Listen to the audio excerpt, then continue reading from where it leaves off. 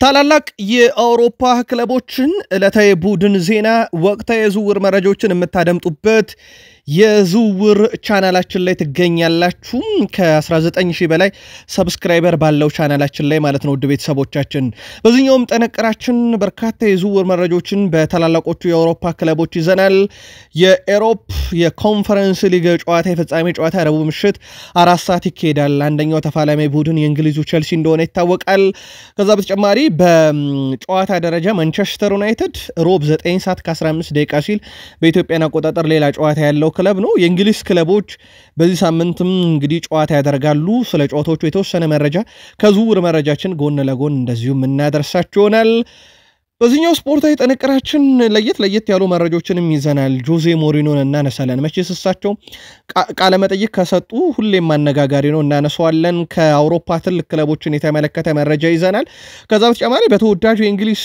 ፕሪሚየር ሊግ የዝውውር መረጃ በስፋት እናነሳለን ማንቸስተር ሲቲዎች ትልቅ ዝውውሮችን ይፈጽማሉ የሚጠበቁ ዝውውሮች አሉ በተለይም አንድ ወሳኝ ተጫዋች ለማምጣት ዛሬ ጥረት እያደረጉ እንደሆነ መረጃዎች እያመለከቱ ነው በተለይም ፒልተንበርግ ይዞት የወጣው መረጃ አለ ከሲቲ ዝውውር ጋር በተያያዘ ሁለቱን ወሳኝ ዝውውሮች እናነሳለን ሲቲን ስለሚለቁ ተጫዋቾችም እንደዚሁ ከቼልሲ ጋር በተያያዘ ሞይሴስ ኬሴዶን የተመለከተ መረጃ ይዘናል በጋዜጣዊ መግለጫ ላይ ተገኝቶ ነበር የሪያል ቤቲስን ጨዋታ እናነሳለን ከቼልሲ ጋር የቀድሞ የሊቨርፑል ሰው ክሎፕ እጅግ በጣም አዝነዋል በጣም አስደንጋጩን አደጋ በተመለከተ ሐሳባቸውን አጋርተዋል ተጨማሪ መረጃ ለሊቨርፑል ደጋፊዎች በዚህ ጉዳይ እናጋራቸዋለን ከዛ በተጨማሪ ግን በሊቨርፑል ስኬት ውስጥ አሁን ስሎትን በተመለከተ የተለያዩ መረጃዎች እየወጡ ይገኛሉ የአመቱ ምርጥ አሰልጣኝነት ይገባቸዋል የሚሉ መከራከሪያ በርካታ ነጥቦች እንዳሉ ሆኖ ማለት ነው በሊቨርፑል በኩል በርካታ ቡድን ዜናዎችን ይዘናል ውድ ቤተሰቦቻችን በስፋት ለእናንተ ውድ አድማጮቻችን እንደዚሁ እናጋራችኋለን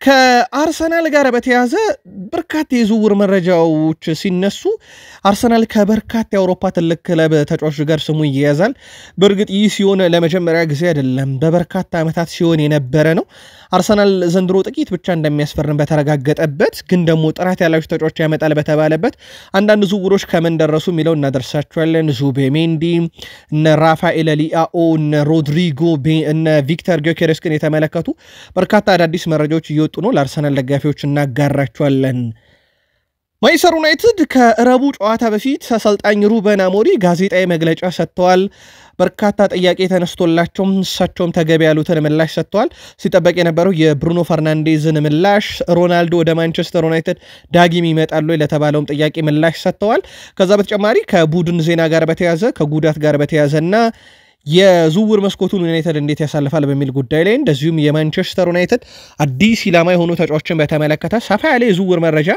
ለዩናይትድ ደጋፊዎች ከረቡ ጨዋታ ጋር አያይዘን በስፋት እንደዚሁ እናደርሳቸዋለን እስከ ፕሮግራማችን ፍጻሜ ቆዩ ላይክ ሰብስክራይብ ሼር ማድረግ እንዳይረሳ ግን ዛሬ አንድ ጥብቅ መልእክት እናስተላልፍ ይሄንን ዜና ይለቀቅነው የዝውውር ቻናል በሚል ከ19000 በላይ ሰብስክራይበር ባለው ቻናላችን ላይ ብቻ ነው ስለሆነም የተወሰኑ የዩቲዩብ ገጾች ይሄንን ዜና በመውሰድ የራሳቸው ገጽ ላይ እየለጠፉ እንደሆነ መረጃውኛም በዩቲዩብ በኩል ደርሶናል እርምጃ ያልወሰድንባችሁ ምናልባት ሰብስክራይበሮቻችሁን እንዳታጡት በሚል ስጋት እንጂ ከዚህ በኋላ እንደዚህ አይነት ድርጊት ላይ የምትሳተፉ ወንድሞቻችንና እህቶቻችን ተገቢውን እርምጃ ለመውሰድ እንደምንገደድ በዚሁ አጋጣሚ ለመግለጽ እንወዳለን መረጃዎቻችን ይቀጥሉ ሞሪኒዮን አንስተን እንጀምር ዘ ስፔሻል ዋን ሁሌም ጋዜጣዊ መግለጫ ሲሰጡ በጣም አነጋጋሪው ሰው ለ7 ዓመት በሻምፒዮንስ ሊግ እንዳልተሳተፉ ይታወቃል እሳቸውም የናንስተው ግን ባለፉት 7 ዓመታት በሁለት የአውሮፓ የፍጻሜ ጨዋታ ላይ ተጫውቻለሁ ብለዋል ይህ ማለት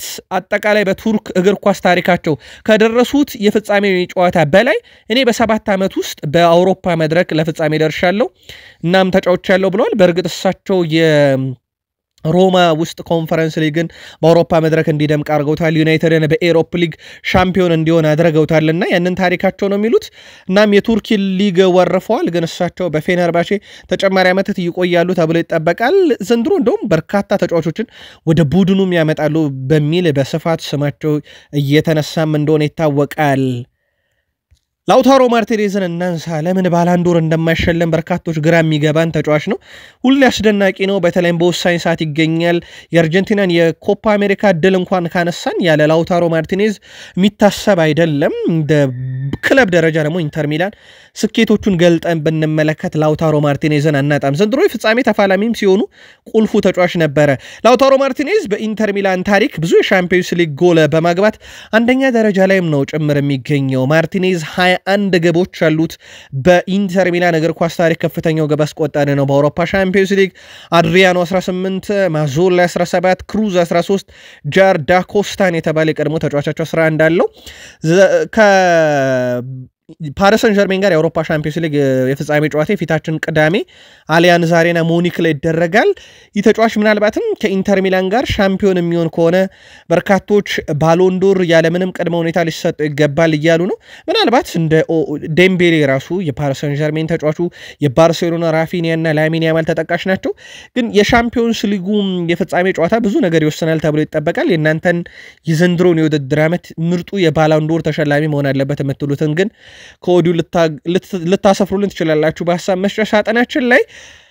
ላሚን ያማል የባርሴሎና ውዱ ተከፋይ፣ በዛ ላይ ደግሞ ባሎንዶርን የሚያሳካ ከሆነ ተጨማሪ የቦነስ ክፍያ ያለው፣ ይህም በምርጥ ተከፋይ ያደርገዋል። ላሚን ያማል በባርሴሎና ቤት በታሪክ ምርጡ ተከፋይ ያደርገዋል። በእርግጥ በዚህ ሰዓት የተጫዋቾች ሳምንታዊ ደግሞ እጅግ በጣም የተጋነነ እንደሆነ ይታወቃል። የላሚን ያማል ደግሞ ባሎንዶርና የተለያዩ ጥቅማጥቅሞችን ጭምር ያካተተ ነው። እስከ 2031 የሚቆይ ኮንትራክት ነው። የውል ማፍረሻው ነው ለየት የሚያደርገው ውድ ቤተሰቦች ቻችን 1 ቢሊዮን ዩሮ የውል ማፍረሻ አለው። ሚሊዮን አይደለም ቢሊዮን ዩሮ የውል ማፍረሻ አለው። ገና 17 ዓመቱ ነው። በእርግጥ 1 ቢሊዮን ዩሮን ባያረጉት ባርሴሎናዎች ተጫዋቹ ባርሳን ለቆ ወደሆነ ክለብ ይሄዳል ባይባልም፣ ነገር ግን ጥንቃቄ ያስፈልጋልና ባርሴሎናዎች 1 ቢሊዮን ዩሮ አድርገውታል። ስለዚህ በትንሹ ላሚን ያማል በሚቀጥሉት 3 ዓመታት በባርሴሎና ፍቃድ ካልሆነ በስተቀር ክለቡን እንደማይለቅ ማሳያም ጭምር ነው። ከኮንትራቱ ጋር በተያያዘ በቀጣይ መረጃችን ተጨማሪ መረጃዎችን እንደዚሁ የምናካፍላችሁም ይሆናል። በሪያል ማድሪድ ሉካ ሞድሪችን የምንመለከተው ለቀጣይ 2 ወራት ነው። አንድ ወሩን እንግዲህ በዝውውር መስኮቱ ላይ ይሳተፋል ሪያል ማድሪድ፣ ከዛ በዓለም ክለቦች ዋንጫ፣ ከዛ በኋላ በቀጥታ ክለቡን ይለቃል። ታዲያችን 10 ቁጥር መለያውን ቀጣዩ ለባሽ ተጫዋች ታውቋል። ኬሊያን ምባፔ የ9 ቁጥር መለያን ለ9 ቁጥር ተጫዋች ለቆ በሚቀጥለው የውድድር ዓመት 10 ቁጥር መለያን በሪያል ማድሪድ እንደሚለብስ ተረጋግጧል። በፓሪስ ሰን ዠርሜን ይለብሰው ነበር ይሄንን መለያ። በፍራንስ ብሔራዊ ቡድንም 10 ቁጥር ለባሽ ነው። በሪያል ማድሪድ ያው በሞድሪች ነው 10 ቁጥር ባለፉት ጥቂት ዓመታት ውስጥ ተይዞ የነበረው። ያንን መለያም እንደሚረከብ ነው መረጃዎች የወጡት።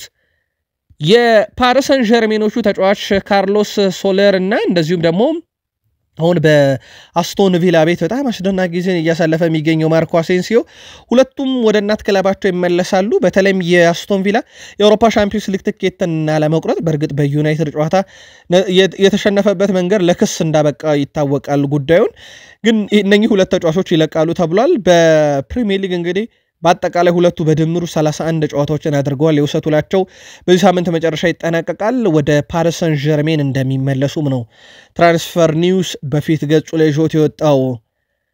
ሄደን ይሄም በቡንደስሊጋ በተአምርም ቢሆን ተርፏል። በቡንደስሊጋ የመጨረሻውን 2 ደረጃ ይዘው የሚያጠናቀቁ ክለቦች በቀጥታ ይወርዳሉ። ከነሱ አንድ ከፍ ብሎ የሚያጠናቀቀው ቡድን ደግሞ በፕሌይኦፍ ነው መትረፍና መውደቁን የሚያረጋግጠው። ሄደንሄምም ከኢልቨስበርግ ጋር የነበረውን ጨዋታ ድል በማድረጉ ምክንያት በቡንደስሊጋው ቀጣይ ዓመትም እንደሚወዳደር አረጋግጧል። ፍራንክ ሽሚድ ናቸው አሰልጣኙ። በአጠቃላይ 18 ዓመታቸው ነው አሁን ሄደንሄምን ሲያሰለጥኑ። ሄደንሄምን ከ5ኛ ዲቪዚዮን እስከ ቡንደስሊጋ ደርሶታል ባለፉት 18 ዓመታት። ዘንድሮ ቡድኑ ሊወርድ ጫፍ ደርሶ ነበር፣ ግን በተአምርም ቢሆን ተርፎ በሚቀጥለው የውድድር ዓመት በቡንደስሊጋ የሚሳተፍ ይሆናል። የፕሪሚየር ሊግ ክለቦች በዝውውር መስኮቱ ላይ ሰፋ ያለ እንቅስቃሴን እያደረጉ ይገኛሉ። የተጠናቀቁ ዝውውሮች አሉ፣ ሊጠናቀቁ ከጫፍ የደረሱ ዝውውሮች አሉ። በርካታ ስራዎች እየተሰሩ ነው። በተወዳጁ የእንግሊዝ ፕሪሚየር ሊግ በአውሮፓ ሻምፒዮንስ ሊግ መሳተፉን ያረጋገጠው ኒውካስል ዩናይትድ ደግሞ አንደኛው ክለብ ነው በዝውውር መስኮቱ ላይ እየተሳተፈ የሚገኘው። አሁን በበርካታ ክለቦች እየተፈለገ የሚገኘውን ሊያም ዴላፕ ለማስፈረም ፍላጎት እንዳላቸው ተረጋግጧል። የሊያም ዴላፕ ፈላጊዎች በፕሪሚየር ሊግ ብቻ ቁጥራቸው አሁን ከፍ ብሏል። ቼልሲ፣ ማንቸስተር ዩናይትድ፣ ኤቨርተን ነበር። አሁን ደግሞ ተረኛው የኤዲሃው ቡድን ኒውካስል ዩናይትድ ሆኗል። ቀጣይ ውድድር ዓመት የአውሮፓ ሻምፒዮንስ ሊግ የሚሳተፍ ክለብ ምርጫው መሆኑ ደግሞ ለኒውካስል ነገሩን ቀለል ያደርግላቸዋል ነው የተባለው። ለማንኛውም የዚህ ተጫዋች መዳረሻ በራሱ የሚወሰነው በተጫዋቹም ጭምር ነው። የውል ማፍረሻው 30 ሚሊዮን ፓውንድ ኦልሬዲ ስለሆነ ማለት ነው። ቀጣይ መዳረሻው ይጠበቃል። ኒውካስል ዩናይትድ ሌላኛ ፈላጊ ሆኖ ብቅ ብለዋል። ማንቸስተር ሲቲዎች የ22 ዓመቱን የክለብ ብሩጅ የተከላካይ አማካኝ አርዶን ጃሼሪን በክረምት ላይ ማስፈረም በዝርዝራቸው ውስጥ አካተው ሁኔታዎችን እየተከታተሉ ነው ተብሏል። በክለቡ በኩል ይሄ የክለብ ብሩጁ ተጫዋችን እንደማግኘት በክለቡ በኩል 35 ሚሊዮን ዩሮ አካባቢ ይፈልጋሉ ነው የተባለው። ገና 22 ዓመቱ ነው። በጣም አስደናቂ የሚባል የተከላካይ ስፍራ ተጫዋች ነው፣ የአማካይ ስፍራ ተጫዋች ነው። እናም ይህን ተጫዋች ለማምጣት ሲቲዎች ጥረት ያደርጋሉ። ሲቲ አማካዩ ላይ ትኩረት ያደርጋል ተብሎ ይጠበቃል። በተከላካይ ስፍራ ላይ እንደዚሁ አማራጮችን እየተመለከተም እንደሆነ ይታወቃል። በተከላካይ ስፍራ ላይ አሁንም ከማንቸስተር ሲቲ ጋር ስሙ በስፋት እየተያዘ የሚገኘው የወልብሱ ተጫዋች አይት ኑሪ ነው። ሪያን አይት ኑሪ በበርካታ ክለቦችም ጭምር ይፈለጋል። ማንቸስተር ሲቲዎች ግን በዋነኝነት በፔፕ ጋርዲዮላ ፊት አውራሪነት ቀጣይ ዓመት ለሚያደርጉት ወሳኝ ለውጥ ከዘንድሮ ውድድር ዓመት እንደ ውድቀት ነው ለሲቲ የዘንድሮ ውድድር ዓመት የነበረው። በእርግጥ ሶስተኛው ነው መጨረሳቸው በብዙ የሚያስጨበጭብ ነው ከዚህ ሁላ አስቸጋሪ ጊዜ በኋላ እና ይህን ዓመት የሚሽር ዓመት ማሳለፍ ይፈልጋሉ። በርካታ ዝውውሮች ይጠበቃል። ራይት አይት ኑሪ የግራ መከላከል ክፍሉን ለማጠናከር እቅድ ውስጥ ተይዟል። የሴሪያው ሻምፒዮን ናፖሊ የኬቨን ደብሮይናን ዝውውር ለማጠናቀቅ ኦልሞስት ሰዓታት ብቻ ቀርቶታል። የክለቡ ስፖርቲንግ ዳይሬክተር ጆቫኒ ማናም አረጋግጠዋል። ናፖሊ ደብሮይናን ለማስፈረም ለረጅም ጊዜ ሲሰራ መቆየቱን ነው እሳቸው ያረጋገጡት። የሁሉም ሰው ተስፋ ከፍ ማድረግ አንፈልግም፣ ነገር ግን ለማጠናቀቅ በሚያስችል ጫፍ ላይ ደርሰናል ብለው አረጋግጠውታል። ኦልሞስት ያለቀ ጉዳይ ነው። ቤት ገዝቷል። ማንቸስተር ሲቲ ከ10 ዓመት በኋላ የሚለቀው ኬቨን ደብሮይና በተጨማሪም የአሜሪካ ሜጀር ሊግ ሶከር ክለቦችን ትኩረት መሳቡ የሚዘነጋ አልነበረም።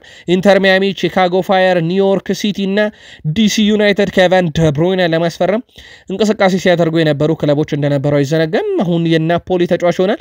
ሰዓታት ብቻ ቀርቶታል። ናፖሊ ዘንድሮ የስኩዴቶ ባለ ክብር ነው።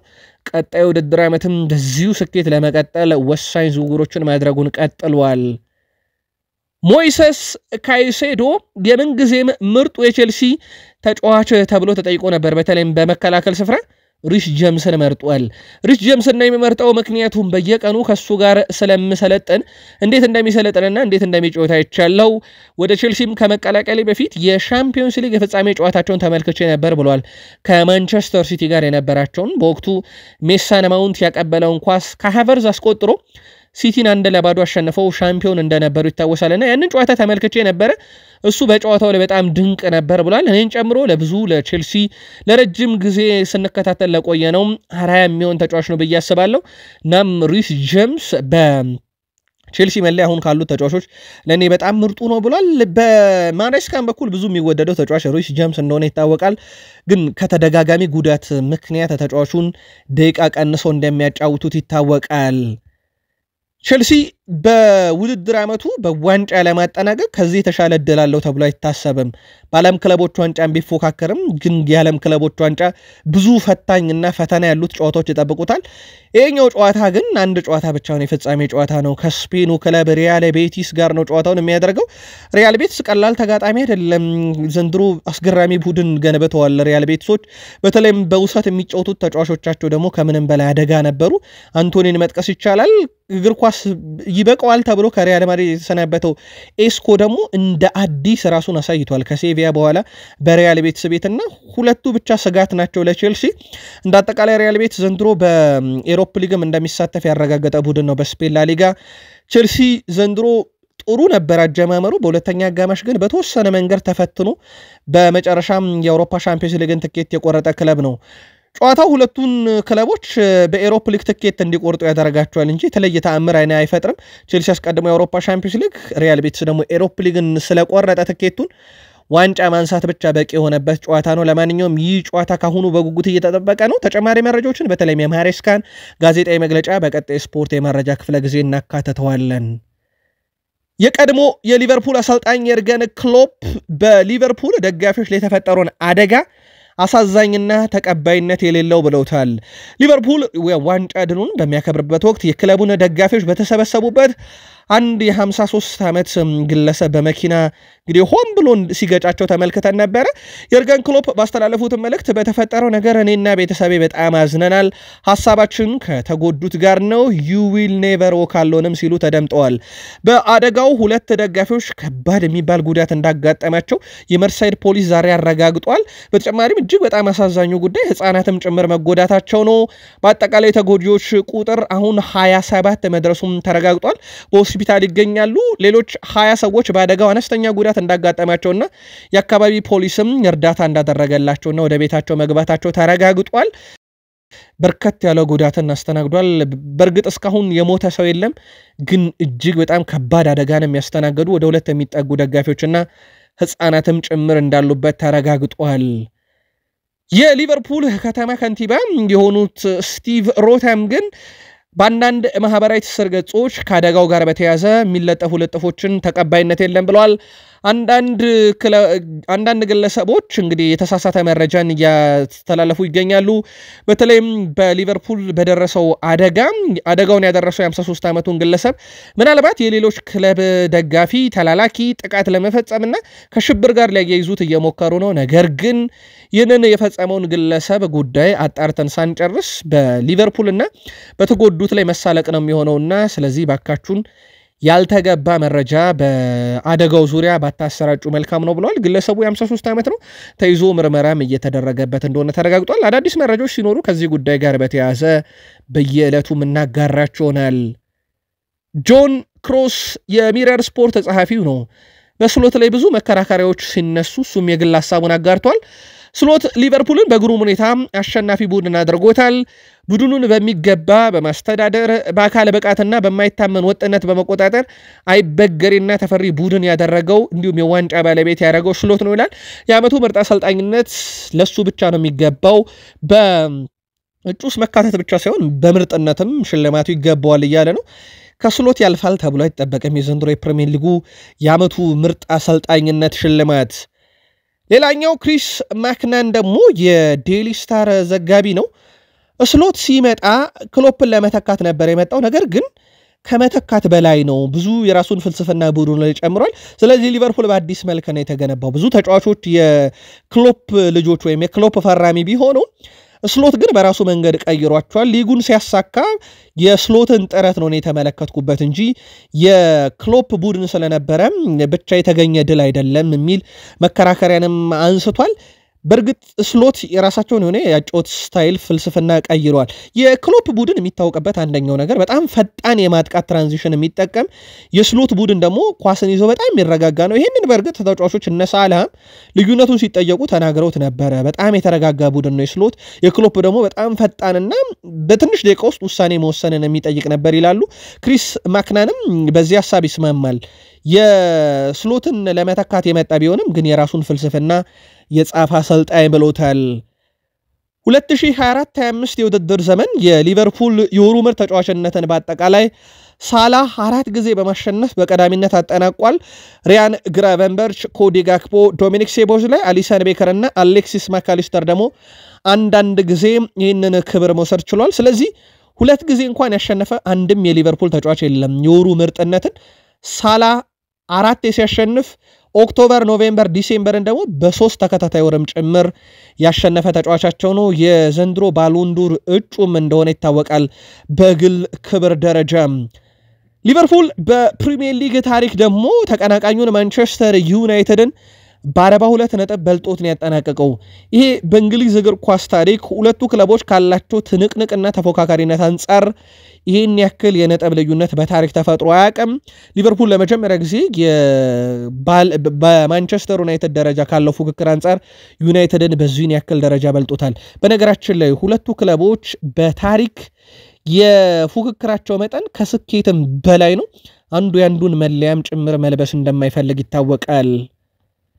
የአርሰናልና የቶማስ ፓርቴን ድርድር ጉዳይ በተመለከተ ፋብሪዚዮ ሮማኖ አዲስ የተለወጠ ነገር የለም ግን አሁንም ቢሆን ቶማስ ፓርቴን ማቆየት ቅድሚያ የሚሰጠው ጉዳይ መሆኑን ያረጋግጧል ፋብሪዚዮ ሮማኖ በእርግጥ ፓርቴን ማቆየት የማይክል አርቴታም የአንድሪያ ቤርታም ፍላጎት ነው አርቴታም ቤርታም ቢፈልጉ ቶማስ ፓርቴ የሚፈልገውን አይነት የኮንትራክት ጊዜና ደሞዝን ይፈልጋል ድርድሮቹ አሁንም እንደቀጠሉ ናቸው የተሻሻለ ነገር ስለመኖሩ ግን የተገኘ ነገር የለም ብሏል ግን አሁንም ያለው እውነተኛ ፍላጎት ቶማስ ፓርቴ በአርሰናል እንዲቀጥል ነው ያው የጆርጂኒዮ ጉዳይ አብቅቶለታል ጆርጂኒዮም ጥቂት ቀናት ውስጥ ወደ ፓልሜራስ ያመራል የፓልሜራስ ተጫዋች ይሆናል ስለዚህ የአማካኝ ስፍራው በፓርቴ መቀጠል ላይ እርግጥ የሆነ ይመስላል ግን ድርድሮቹ አሁንም እንደቀጠሉ ናቸው የማርቲን ዙቤሜንዲን ጉዳይ በተመለከተ በዚህ 2 ሳምንት ውስጥ አርሰናል ይህንን ዝውውር አጠናቆ ይፋ ያደርጋል ተብሎ ይጠበቃል የቃል ስምምነቱ ረዘም ያለ ጊዜ ሆኖታል እንደውም ጥር ዝውውር አካባቢ በተጠናቀቀ የፌብሩዋሪ ወር አካባቢ መጨረሻ ላይ ነበር ይፋ የተደረገው አርሰናል እንደተስማማ በኋላ ሪያል ማድሪድ ሊነጥቃቸው ይችላል የሚሉ በርካታ መረጃዎች ከወጡ በኋላ ደግሞ ከ15 ቀን በፊት አርሰናል ተጫዋቹን የግሉ እንደሚያደርግና ምንም የተለወጠ ነገር እንደሌለ መረጃዎች ተረጋገጡና በኋላም ላይ ዙቤሜንዲ አመቱ ሲጠናቀቅ አርሰናል እንደሚቀላቀል አርሰናልም በሪያል ሶሲዳድ የቀረበበትን የውል ማፍረሻ 100% እንደሚከፍል የተረጋገጠ ነበር ለማንኛውም የጊዜ ጉዳይ ብቻ ነው ፋብሪዚዮ ሮማኖ በ2 ሳምንታት ውስጥ ይዝውር ተጠናቆ አርሰናል ቤት የመጀመሪያው ፈራሚም ይሆናል ብለዋል ዘንድሮ በዓለም ክለቦች ዋንጫ ምክንያት የዝውውር መስኮቱ ሁለቴ እንደሚከፈትም ይታወቃል ማለትም ትንሹ የሚባለው የዝውውር መስኮት ጁን 1 ይከፈታል በጣት የሚቆጠሩ ቀናቶች ቀሩት ከ10 ቀን በኋላ መልሶ ይዘጋል በዚህ ጊዜም ክለቦች ይረባረቡበታል ተብሎ ይጠበቃል ትልቅ ዝውውሮችን እንሰማለን ከዛ የዓለም ክለቦች ዋንጫ ይቀጥላል ከዓለም ክለቦች ዋንጫ መጠናቀቅ በኋላ ዳግም የዝውውር መስኮቱ ይከፈትና ትልልቅ ዝውውሮችን እንሰማለን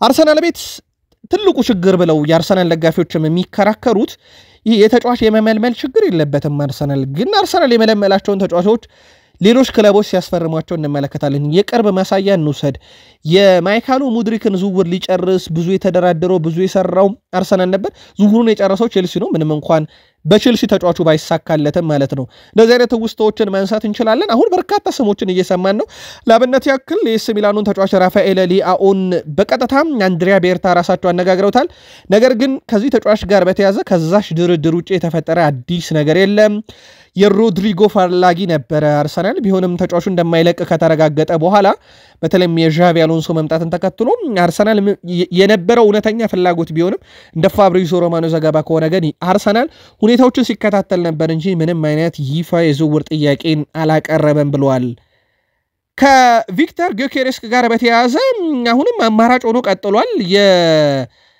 ጊዮኬሬስን ጉዳይ በተመለከተ ግን አዲስ ተጨማሪ ወጣው መረጃ ውድ ቤተሰቦቻችን በዛሬው ዕለት ከስፖርቲንግ ሊዝበን የመልቀቅ መብት ተሰጥቶታል እንደሚታወቀው ወደ አውሮፓ ክለቦች እንደሚያመራ ይታወቃል ሱሜን አረጋግጧል ነገር ግን በስፖርቲንግ ሊዝበን በኩል አዲስ እቅድ ወጥቷል ቪክተር ጊዮኬሬስ ወደሚፈልጋቸው ክለቦች ማምራት ካልቻለ ጠቀም ያለ ደሞዝ አቅርበውለት ኮንትራቱን እንዲያራዝም እቅድ ተይዟል በተጨማሪም ተጫዋቹ የሚስማማ ከሆነ በክለቡ ታሪክ ከፍተኛውም ተከፋይ እናደርጋለን ብለውታል ጊዮኬሬስ ግን አሁንም የእንግሊዝ ትልልቅ ክለቦችን እየተጠባበቀ ነው በዋነኝነት መዳረሻው ይሆናል ተብሎ የሚጠበቀው አርሰናል ነው አርሰናል ደግሞ ቤንጃሚን ሼሽኮን ቅድሚያ ሰጥቶ እየሰራ እንደሆነ ይታወቃል ምናልባትም የሼሽኮ ሁኔታ ካልተሳካ ግን ሁለተኛ እቅዳቸው ቪክተር ጊዮኬሬስም ጭምር እንደሆነ ይታወቃል አርሰናል እቺን ቀን አይረሷትም በተለይም 9 ዓመት በፊት ልክ በዛሬዋ ቀን መለስ ብለን ከተመለከተን 7ኛ የኤፍኤ ካፕ ዋንጫ በታሪካዊ አሰልጣኝ አርሰን ቬንገር በግላቸው ያሳኩበት ዓመት ነበር ለአርሰናል 7ኛ ዋንጫ አይደለም ኤፍኤ ካፕ በወቅቱ ግን ለሳቸው 7ኛ ዋንጫቸው ነበር በእንግሊዝ የእግር ኳስ ታሪክ ውስጥ ኤፍኤ ካፕ ዋንጫን 7 ጊዜ ማንሳት የቻለ የመጀመሪያው ብቸኛው አሰልጣኝ አርሰን ቬንገር ናቸው 1998 ጀመሩ እሳቸው በአርሰናል ኤፍኤ ካፕን ዋንጫ በኋላም ላይ 2002 2003 2005 2014 17 እና የመጨረሻቸውን ደግሞ ልክ በዚህች ቀን ከ9 ዓመት በፊት 2017 አሳኩ ኤፍኤ ካፕ ላይ አርሰናል በብዙ እንዲነግስ ካረጉትም አሰልጣኝ ታሪካዊ ሽሬው አርሰን ቬንገር ናቸው ግን እሳቸውን በታሪክ እናንሳ ካልን የ2003 ኢንቪንሲብል ዋንጫ መቼም የሚረሳላቸው አይደለም የቡድን መሻሻል ለአንዳንዶች ለማየት ይከብዳል ብለዋል ሩበን አሞሪም ጋዜጣዊ መግለጫ ሰጥተው ነበር ከጥቂት ደቂቃዎች በፊት በተለይም ማሌዥያ ቆይታቸው ጨዋታዎችን ያደርጋሉ። ማንቸስተር ዩናይትዶች ሮብ 9:45 ጀምሮ ጨዋታው ይደረጋል።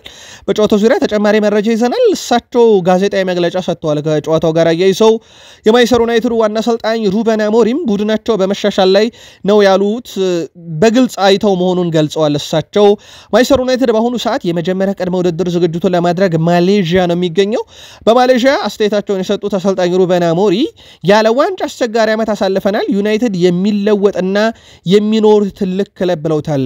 ቡድኑ እየተሻሻለ ነው የሚል አስተያየት ስለመስጠታቸው የተነሳላቸው አሰልጣኙ ለአንዳንድ ሰዎች ለማየትና ለመረዳት ከባድ ሊሆን ይችላል፣ ነገር ግን እንደ ቡድን በጣም ተሻሽለናል ብለዋል። ምናልባት በዚሁ ለዩናይትድ ደጋፊዎችም እናንሳ። እንደ ቡድን የምትደግፉት ክለብ ማንቸስተር ዩናይትድ ተሻሽሏል ወይ? አጋሩን እሳቸው ግን ለማየትም ለመረዳትም ይከብዳቸዋል፣ ግን ተሻሽለናል ብለዋል። በተወሰኑ ጨዋታዎች የግብ ማስቆጠር ችግር ግን ዋጋ ሳያስከፍለን አልቀረም፣ ይህ የሚሸሸግ አይደለም ብለዋል።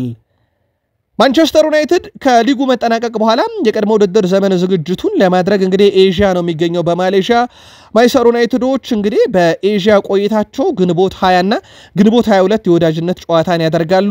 የክለቡ ዋና ኃላፊ ኦማር ቤራዳ በሰጡት አስተያየት የወዳጅነት ጨዋታ ተጨማሪ ገቢ ያስገኛል፣ ገቢው ቡድኑን ጠንካራ እንድናደርግ ይረዳናል ብለዋል። ከሁለቱ የወዳጅነት ጨዋታ ማንቸስተር ዩናይትድ 8 ሚሊዮን ፓውንድ ያገኛል ተብሎ ይጠበቃል። ስለዚህ ማንቸስተር ዩናይትድ ረቡዕ በሜ 28 በፈረንጆች አቆጣጠር፣ ቀጣይ ደግሞ አርብ ሜ 30 በፈረንጆች አቆጣጠር ጨዋታቸውን የሚያደርጉ ይሆናል። ቼልሲ ጄደን ሳንቾን ውል ቋሚ ማድረግ እንደማይፈልጉ ነው መረጃዎች እየወጡ የሚገኙት። በቼልሲ በኩል ይፋዊ መግለጫ ያልተሰጠም፣ ነገር ግን ቼልሲዎች አሁን በቡድን ውስጥ ያለው ሁኔታ የሚያመለክተው ኮንትራቱን 25 ሚሊዮን ፓውንድ ከፍሎ ከማስፈረም 5 ሚሊዮን ፓውንድ ከስሮ ለዩናይትድ መመለስና 20 ሚሊዮን ፓውንድ ማትረፍ የሚል ስሌት ላይ ናቸው እየተባለ ነው። ማንቸስተር ዩናይትዶች ተጫዋቹ ከመጣላቸው በቀጥታ ለሽያጭ ያቀርቡታል። በማህበራዊ ትስስር ገጽ በርካታ በተለይም ትልልቅ የሚባሉ ማህበራዊ ትስስር ገጾች የሮናልዶን ስም ከዩናይትድ ጋር ዳግም እያያያዙት ነበረ። ያውም ሮናልዶ ጨዋታ ከማድረጉ በፊት የአልናስር የመጨረሻ ጨዋታ ተደርጎ አልናስር በኤዥያ ሻምፒዮንስ ሊግ ይሳተፍ አይሳተፍ የሚለው ሳይታወቅ በፊት የሮናልዶን ስም ዳግም ከማንቸስተር ዩናይትድ ጋር እያያያዙት ነበር። ከዚህ ጋር በተያያዘ ሩበን አሞሪ ዛሬ በማሌዥያ ጥያቄ ቀርቦላቸው ነበረ። ሩበን አሞሪ በጥያቄው ውሱ ወደ ስፖርቲንግ ሊዝበን እንዲመለስ የሁሉም ሰው ፍላጎት ነው። በስፖርቲንግ ክለብ ውስጥ ያለ ሰው በሙሉ የሮናልዶን ለስፖርቲንግ ሊዝበን ተመልሶ መጫወት እየተጠባበቀ ይገኛል ብለዋል። ሮናልዶ በስፖርቲንግ ነው ያደገው። ሰር አሌክሳንደር ሻክማን ፈርጉሰንም በስፖርቲንግ ያለ ማንነቱን አይተው ነበር ወደ ቡድኑ ያመጡት። ለማንኛውም ሮናልዶ በኩል ወደ ዩናይትድ ከመመለስ ይልቅ ወደ ስፖርቲንግ የመሄድ ዕድሉ ሰፊ መሆኑን ነው እሳቸውም የተናገሩት። ሩበን አሞሪ በቀጣይ ውድድር ዓመት በአውሮፓ ሻምፒዮንስ ሊግ ላይ ያለመግባታችንን ለቀጣይ ውድድር ዓመትና ከዛ በኋላ ላሉ ዓመታት ጥሩ ዝግጅት እንድናደርግ ጊዜ ይሰጠናል ብለዋል። በሚቀጥለው ውድድር ዓመት ማንቸስተር ዩናይትድ በየትኛውም የአውሮፓ መድረክ እንደማይሳተፍ ይታወቃል። ከብሩኖ ፈርናንዴዝ ጋር በተያያዘ እርሱ ለኛ እጅጉን ጠቃሚ ተጫዋች ነው፣ ቡድናችን በእርሱ ላይ መገንባት እንፈልጋለን፣ ውሳኔውን እንጠብቃለን ብለዋል። በማንቸስተር ዩናይትድ እንዲቆይም ፍላጎት አለን ብለዋል። ማንቸስተር ዩናይትድ ሰዎች በተለይም በአመራር ደረጃ ግን ቡድኑ የትኛውም አይነት ገንዘብ ለየትኛውም ተጫዋች ከመጣ ያጤንበታል የሚለው ጉዳይ ብሩኖን ከሳውዲ አረቢያ ጋር ዳግም ስሙ እንዲያያዝ እንዳደረገው ይታወቃል። እሳቸው ግን በእርሱ ላይ እጅጉን እንተማመናለን፣ ቡድኑ በእሱ ላይ መገንባት እንፈልጋለን ብለዋል። ፖርቹጋል አሰልጣኝ በፖርቹጋል አማካይ ላይ ይህን የውድድር ዓመት እጅጉን ከባድ ነበር። ለአንዳንድ ሰዎች የተፈጠረውን ነገር ለመረዳት እጅግ ከባድ ነው። ሆኖም እኛ እንግዲህ በዋነኝነት ቡድናችንን ማሻሻል ማጠንከር እንፈልጋለን። ብዙ ወጣት የአካዳሚ ተጫዋቾች ላይ ተስፋ አለኝ። እነርሱን ከጫና ማለትም ከሰዎች ንግግሮችና ከማህበራዊ ሚዲያ አሉባልታዎች ልንጠብቃቸው ይገባል። ቡድን ውስጥ ብዙ ወጣትና ታዳጊ ተጫዋቾች ስላሉ እድል እንሰጣለን። አስቸጋሪ የውድድር ዓመት ግን ተጠናቋል ብለዋል። ስለዚህ ስለ ቀጣዩ ዓመት ብቻ ነው ማሰብ የምንፈልገው፣ ወደ ኋላ መለስ ማለት አንፈልግም ብለዋል። ነስር መዝራዊ በሁዱ ጨዋታ ጉዳት ስለገጠመው አሁን ኤዥያ የለም ብለዋል። ከእርሱ ውጪ ግን ሙሉ የቡድን ስብስብ እዚህ ከተሟላ የጤና ሁኔታ ጋር ይገኛሉ። ለዩናይትድ ለመጫወትም ሁሉም ዝግጁ ናቸው። ስለዚህ ከኑስር ማዝራዊ ውጪ አዲስ ጉዳት የለንም ብለዋል። ያው እነ ማርቲኔዝ ጉዳት እንደተጠበቀ ነው። አዲስ ጉዳትን በተመለከተ ነው የኑስር ማዝራዊን ጉዳት ብቻ ያነሱት። ከሳቸው ጎን ቁጭ ብሎ ጋዜጣዊ መግለጫ የሰጠው ሜሰን ማውንት ነው። ምን ጊዜም ጥሩ መጫወት እንፈልጋለን። ከዚህ በፊት እንዳልኩት እኛ ጥሩ የቡድን ስብስብ አለን፣ ብዙ ጥሩ ወጣት ተጫዋቾችም አሉን። እነዚህ ታዳጊ ተጫዋቾች ማስተማርና ጥሩ እንዲሆኑ አድርጎ ማነጽ የኛም ኃላፊነት ነው ብሏል። እዚህ በመሆናችን ደስተኛ ነን። በመላ ዓለም ከሚገኙ ደጋፊዎች ጋር መገናኘት ፍላጎት አለን። ወደዚህ ስንመጣም ከአውሮፕላናችን እንደወረድን በመቶዎች የሚቆጠሩ ሰዎች ከኛ ጋር ፎቶ ለመነሳትም ሲጠባበቁ ነበር። ይህ ለኛ ትልቅ ትርጉም አለው። ዩናይትድ በመላው ዓለም ያለውን ብራንድ ያስጠበቀ ቡድን እንድንገነባ መነሻ ይሆነናል ብሏል። ማንቸስተር ዩናይትድን ለትልቅ ነገር ለማብቃት የተቻለኝን ሁሉ አደርጋለሁ ያለው ሜሰን ማውንት ጉዳት ግን የእግር ኳስ ሕይወቱን በብዙ እንደፈተነው ተናግሯል። ስለ ምርጥ ብቃት ያለው ተጫዋች ስለመሆኑ ጥያቄ ባይነሳበትም ግን ደግሞ ጉዳት ለዩናይትድ ብዙ እንዳይታይ ያደረገው ተጫዋች ነው። ሩበን አሞሪም ወደ ዩናይትድ ሲመጡ ብዙ ያተርፋል፣ ብዙ ደቂቃ ያገኛል ተብሎ የታሰበው ሜሰን ማውንት ነበር፣ ግን ጉዳት በብዙ ፈትኖታል። ማንቸስተር ዩናይትድ ቀጣይ ክረምት ላይም ለማምጣት የሚፈልጓቸው ተጫዋቾች ውስጥ መስፈርቱ የፍጥነት ጉዳይ በተለይም በአትሌቲክስ እና በአካል ብቃት ጠንካራ መሆን ግዴታ ነው ተብሏል። በዛ ቦታ ላይ ማን ይምጣ በሚለው ላይ በተለይም የአማካይ ስፍራው ላይ እንደ ኤደርሰን ያለ በብዙ ነገር ፊት የሚያደርገን ተጫዋች ለማምጣት እንግዲህ ፍላጎት አላቸው። በቡድኑ ግምገማ ለመሃል ሜዳ ክፍሉ ተስማሚ ተጫዋች ተብሎ ተይዟል። በዩናይትድ አማካይ ዝርዝር ውስጥ ቀድሞ መነሳቱና መነሻ መሆኑ ተጫዋቾችን ለማስፈረም ጉልህ ተጽዕኖም ሊኖረው እንደሚችል ተዘግቧል። በማንቸስተር ዩናይትድ በኩል በቀጣይ የምንጠብቃቸው የዝውውር መስኮት ላይ ወጣት እድሜያቸው ከ25 ዓመት በታች የሆነ ኮንትራታቸው ሊጠናቀቅ ጥቂት ዓመት የቀረ ሳምንታዊ ደሞዛቸው ጥቂት የሆነና ፊዚካሊ በጣም ፊት ያደረጉና በጣም አትሌቲክስ የሚባሉ ሜዳ ተሯርጦ መጫወት የሚችሉ እንደሆነ ይታወቃል። ለዚህም የአማካኝ ስፍራውን በሄንደርሰን ለማጠናከር እቅድ ይዘዋል። ማቲያስ ኩና ደግሞ የማንቸስተር ዩናይትድ የመጀመሪያ የዚህ ክረምት ፈራሚ በዚህ ሳምንት ይጠበቃል። 10 ቁጥር መለያን ከራሽፈርድ ወስደው ይሰጡታል ተብሎ ይጠበቃል። ማቲያስ ኩና እንግዲህ ወደ ዩናይትድ የሚመጣ ከሆነ በዚህ ውድድር ዓመት በአጠቃላይ በፕሪሚየር ሊግ 15 ግብና 6 አሲስት አለው ኩና። የማንቸስተር ዩናይትድ የትኛውም ተጫዋች እንግዲህ በሱ ደረጃ ግብን ያስቆጠረ የለም። ቀጥሎ ከዩናይትድ ጋር ስሙ የሚያዘው ሪያን መቤሞ የተሻለ ግብ አለው 20 ግብና 7 አሲስት። ከዛ ከዩናይትድ ጋር ሌላ ስሙ እየያዘ የነበረው ዴላፕ 12 ግብና 2 አሲስት። ከዛ በኋላ ነው ዩናይትድ ተጫዋቾችን የምናገኘው። ብሩኖ 8 ግብ 10 አሲስት፣ አማድ 8 ግብ 6 አሲስት አለው። ምናልባት ማንቸስተር ዩናይትድ የኩናህን ስለጨረሰ መቤሞና ዴላፕ በጣም አስቸጋሪ ነው የሁለቱንም ዝውውር ለመጨረስ። ግን ቢመጡ በማንቸስተር ዩናይትድ እነኚህም ከነባር ተጫዋቾች በላይ የግብ አስተዋጽኦን በፕሪሚየር ሊግ ይዘው ነው የሚመጡትና ዩናይትድን በብዙ ሊያጠናክሩትም በብዙ ሊጠቅሙትም እንደሚችሉ ምንም ጥርጥር የለውም። ለማንኛውም ማንቸስተር ዩናይትድ ሮብ ግንቦት 28 በኢትዮጵያን አቆጣጠር በፈረንጆች ሜ 28 በኢትዮጵያን ሰዓት አቆጣጠር 9 ሰዓት ከ45 ደቂቃ ቡኬት ጄል ስቴዲየም ማሌዥያ ላይ ማን ዩናይትድ ከኤዚያና የደቡብ ምስራቅ ኤዥያ ኮከቦች ጋር የቀደመ ውድድር የመጀመሪያ ጨዋታውን ያደርጋል። ስለዚህ ማንቸስተር ዩናይትድ ከእሁድ በኋላ ክለባችሁን እንግዲህ የምትደግፉትን ክለብ ዩናይትድን ለመመልከት ሰዓታት ብቻ ይቀሩታል ማለት ነው። እኛ እዚህ ጋር እናበቃለን። ቀጣይ እስክንገናኝ ላይክ፣ ሰብስክራይብ፣ ሼር ማድረግ እንዳይረሳ። ይህንን ዜና የለቀቅነው ከ19,000 በላይ ሰብስክራይበር ባለው የዝውውር ቻናላችን ላይ ነው። ከዛ ውጪ ይህንን ዜና ወስዳችሁ የምትለጥፉ ካላችሁ ግን ህጋዊ እርምጃ ለመውሰድ እንደምንገደድ በድጋሚ ለማሳወቅ እንወዳለን።